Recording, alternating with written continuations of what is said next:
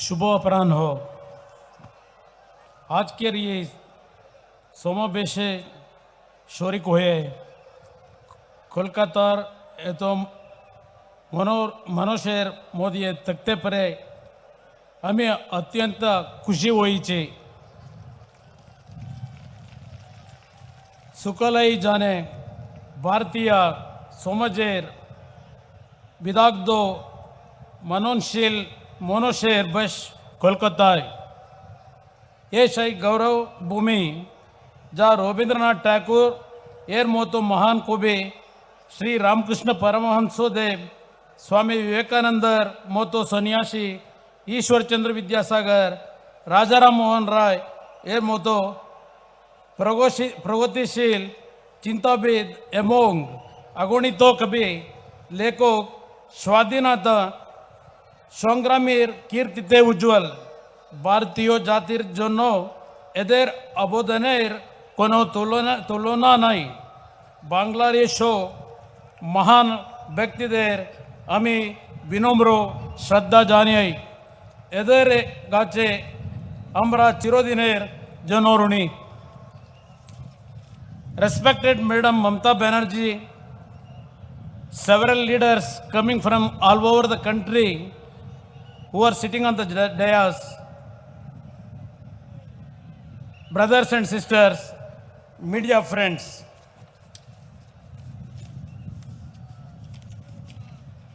It is indeed a great opportunity to share this dais with Madam Mamata Banerjee.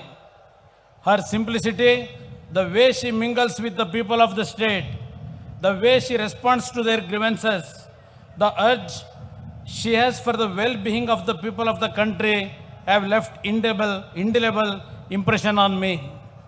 Didi has always been a role model for the country, always stood for the women empowerment. I am happy to be part of this rally. I feel this is just the beginning.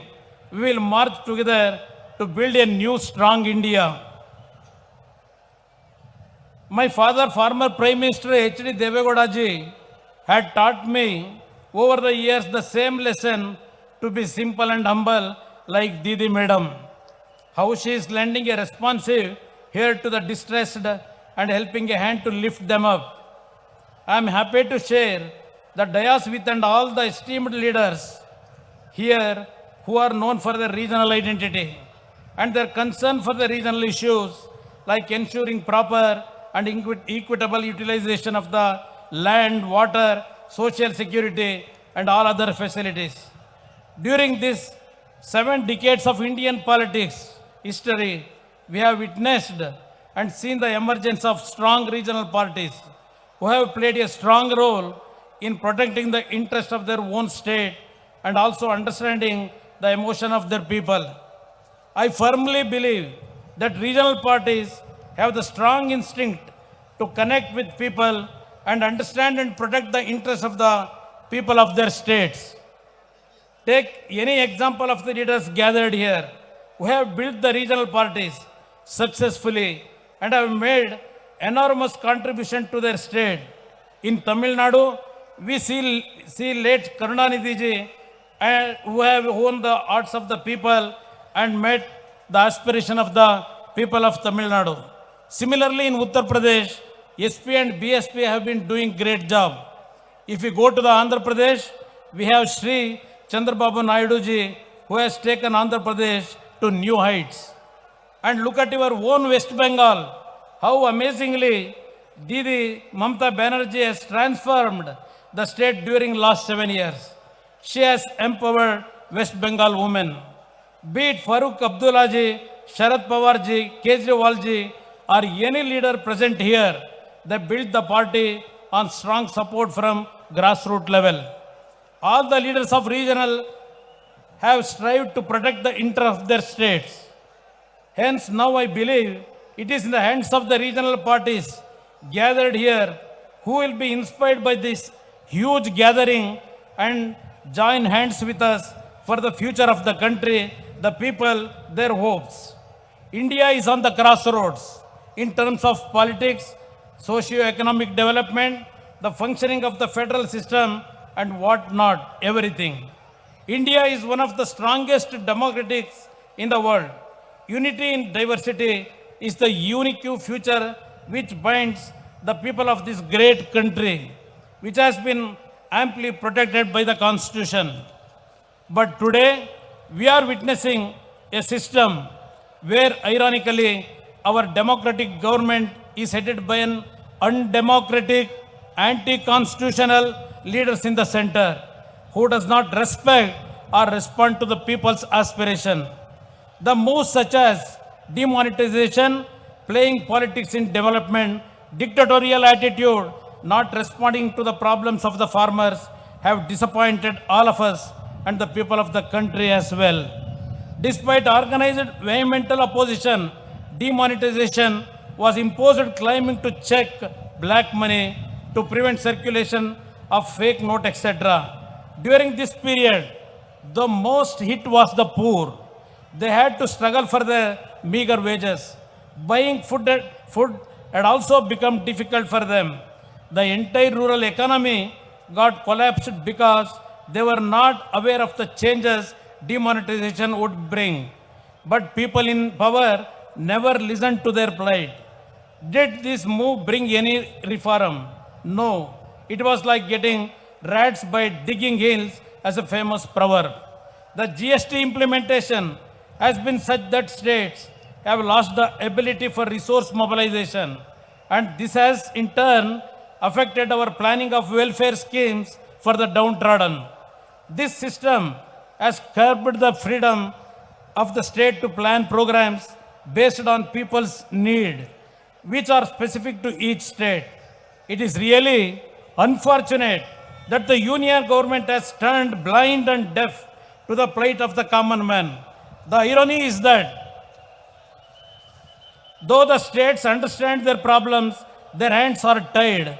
They were made to be mute spectators. This is not a healthy sign in the largest democracy like ours. The whole federal system, which was woven strong between the states and the center, is slowly being torn out with such unplanned moves. If you take my own experience, I had announced in the budget about the crop loan waiver, which we were implementing it successfully now. I held meeting with commercial banks, which consists of mostly nationalized banks that come under the government of India. In the beginning, banks agreed to extend one-time settlement scheme for farmers' crop loans as they do for sick industries and business houses. But later, they backed out. This is the clear indication of the BJP government plot to make this scheme a failure. But who is the sufferer here? Poor farmer, who is struggling to make his living out of agriculture. Then Honorable Prime Minister describes loan waiver scheme a cruel joke on farmers without knowing the facts. We have implemented the scheme with such transparency that the whole process is online and anyone can check about the facts. Honorable Prime Minister repeatedly criticized and saying that government of Karnataka issuing notices instead of waiving loans. But the fact is, government of Karnataka is waiving off the farmers' loans, whereas the nationalized banks are issuing notices. Honorable Prime Minister is aware of this, but wants to mislead the people. This union government favors big industrialists, businessmen in terms of incentives, tax rebates, subsidies, and many other facilities. But the farmers are treated differently. The farmers, Annadata, are left in the cold.